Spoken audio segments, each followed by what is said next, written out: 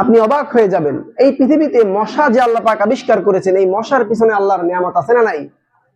এই মশা যদি আল্লাহ না বানাইতেন, তাহলে মশারির প্রয়োজন হইতো না।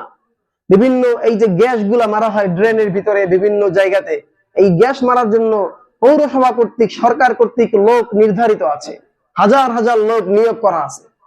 এরপরে যে মর্টিন বা মশার কয়েল গুলো আবিষ্কার হয়েছে, গাজীপুরে গেলে দেখবেন যে প্রত্যেক ঘরে ঘরে মশার কয়েলের ফ্যাক্টরি। এই মানুষগুলো হাজার হাজার না লাখ লাখ মানুষের পেট এবং তাদের পরিবার চলে এই মশার কয়েল, মশারি, এই গ্যাস দিয়ে তারা বিভিন্ন জায়গাতে। যদি মশা না থাকতো তাহলে এই মানুষগুলো খাইতে কি? কথা বুঝেন নাই?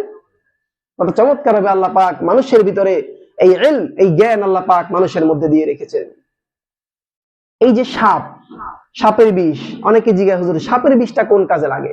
সাপের বিষ কাজে লাগে, বলে না বিষে বিষ কাটে, সাপের বিষ নামানোর জন্য সাপের বিষ দিয়েই কাজে লাগে। ঘোড়ার নামে কিন্তু সূরা আছে, সূরা আদিয়াত। সূরার নাম কি? কথা বলেন, সূরার নাম কি? ঘোড়ার নামে আল্লাহ রাব্বুল আলামিন সূরা তৈরি করে দিয়েছেন। এই ঘোড়ার যে প্লাজমা বা রক্ত রস আছে, এটা দিয়ে অ্যান্টিভেনম আবিষ্কার হয়েছে।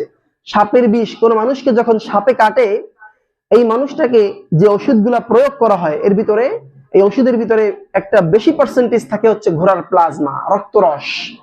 এই ঘোড়াকে, ইনফ্যাক্ট ঘোড়াকেও যখন কোনো সাপে কামড় দেয়, ঘোড়াকে সাপে কামড় দিলে ঘোড়া মারা যায় না, 2-1 দিন অসুস্থ থাকে, পরে আবার ঘোড়া ঠিক হয়ে যায়। ঘোড়ার মধ্যে আল্লাহ রাব্বুল আলামিন কি পরিমাণ অ্যান্টিভেনম অটোমেটিক ভাবে দিয়ে রেখেছে, চিল্লায় বলি সুবহানাল্লাহ। সম্মানিত ভাইরা আমার, পৃথিবীর সব জায়গাতে আল্লাহ রাব্বুল আলামিন এভাবে রিজিক রেখেছেন।